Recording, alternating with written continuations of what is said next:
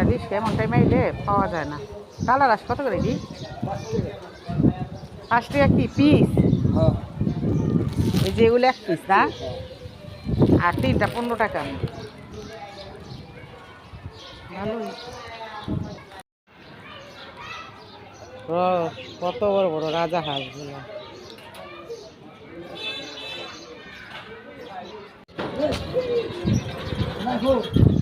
আমার আম দিব বন্ধুরা আমার ডাক দিছে, এই আপায় আম দিব। কই গেছে আম দিব বলে? আম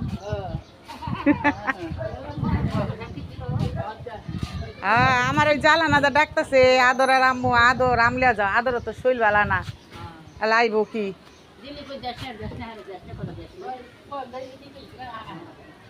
হ্যাঁ ডাকছেন তো, এই যে আপনি এটা বিকতে দেন, এটা বিকতে নটলে যেমন পলিথিন ডালেন। হ্যাঁ আনলে দিলে দিয়ে দিতে পারেন। হ্যাঁ গাছের আম যেটুকুই যুগ, এইটাই সিন্নি। আমগো গাছের আম কত পয়রা রয়েছে, খাইতে পারি না যাইয়া। যে আম লইলাম, কতগুলো আম দিল আপায়, এখন এটার ভর্তা বানাইয়া আসে খামু। হ্যাঁ সব মিল্লা।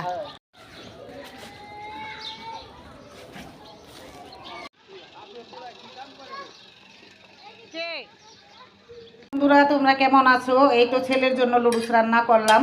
তো তোমরা কেমন আছো? আলহামদুলিল্লাহ আমি ভালো আছি। আর আমি রেহানা ইসলাম নিয়ে আসলাম আমাদের মাঝে ডেলি ব্লগ। তো ছেলের অনেক জ্বর, তো এখন লুডুস খেতে চাইছে। এই যে ছেলের জন্য রান্না করলাম লুডুস। সকালে অনেক জ্বর আমার ছেলে, তো এই লুডুসটা খেয়ে এখন যাবে সবাই পরীক্ষা দিতে। ছেলে যাইব পরীক্ষা দিতে। এখানে ডালটা বসায় দিছি, মুগ ডাল ভাজা। তো মুগ ডাল দিয়ে আজকে রান্না করব খিচুড়ি।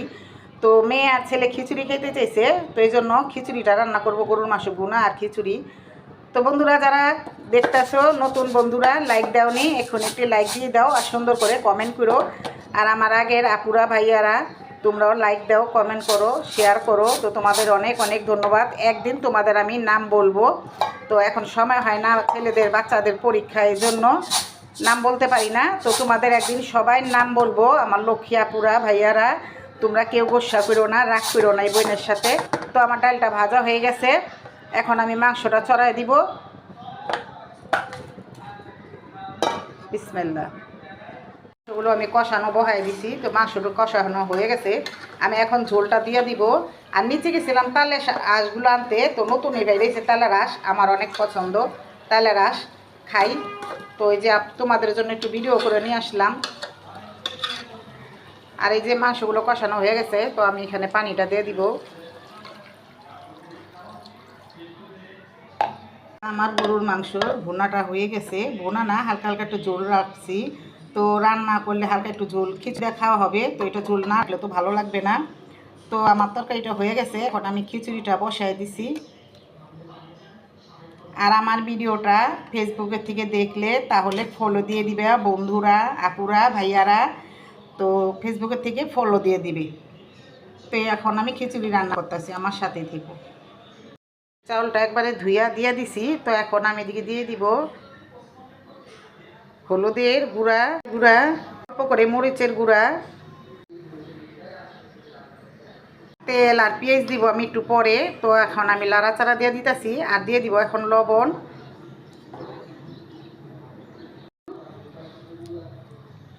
এই যে খিচুড়ির ভিতরে আমি এখানে টমাটোর, পেঁয়াজ আর কাঁচামরিচটা দিয়ে দিব। তো এটা নামানোর আগে দিলে এই কাঁচামরিচ, টমাটোর, পেঁয়াজ খুবই ভালো লাগে খাইতে এই খিচুড়িটা।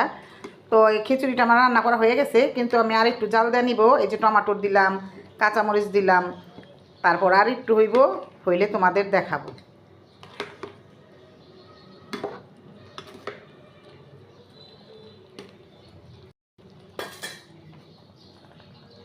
বন্ধুরা আমার খিচুড়িটা রান্না করা হয়েছে, বেশি লেট করার দিনে আবার ভুনাও করি নাই। তো আজকে অনেক বৃষ্টি বৃষ্টি ভাব, এই জন্য।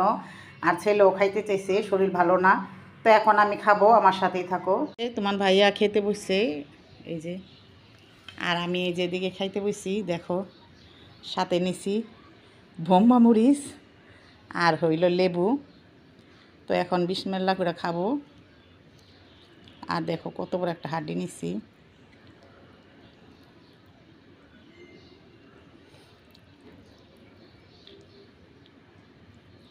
বিসমিল্লাহ।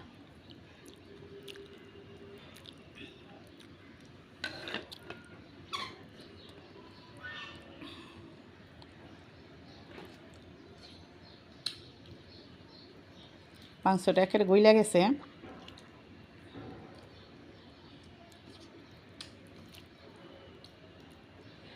অনেক গরম।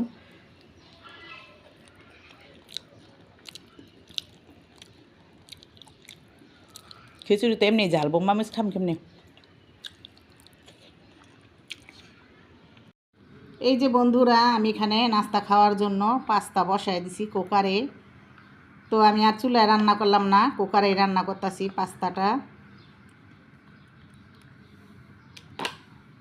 এই যে বন্ধুরা দেখো, মুরগির মাংস ভাইজা নিতেছি।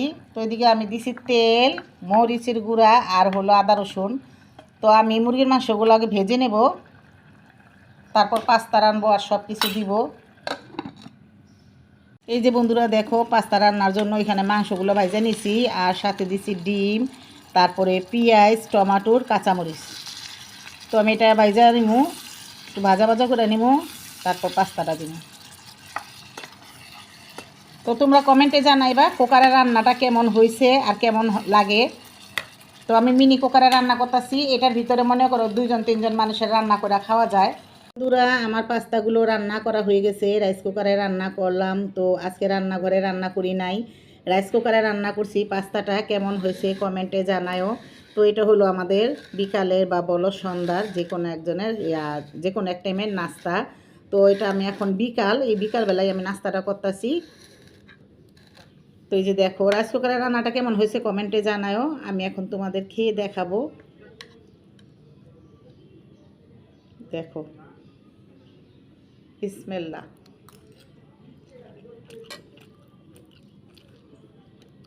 এতটাই মজা হয়েছে, মনে করো দোকানের থেকে বেশি ভালো হয়েছে। কিন্তু রাইস কুকারে যত মজা রান্না হয় আমি আগে ভাবতে পারি নাই। এই রাইস কুকারে রান্না মনে করো, এই ছোটো মিনি রাইস কুকারে 2-3 জনে রান্না করে খাওয়া যায়। মাংস বলো, পোলাও বলো, ভাত বলো, সব কিছুই। তো এই যে আমি সবসময় মন চাইলাম এটা দিয়ে রান্না করে খাই। তো আমার ভিডিওটা আজকে এই পর্যন্তই। তোমরা সবাই ভালো থাকবা, সুস্থ থাকবা, সবার জন্য সবাই দোয়া করবা। তো আল্লাহ হাফেজ।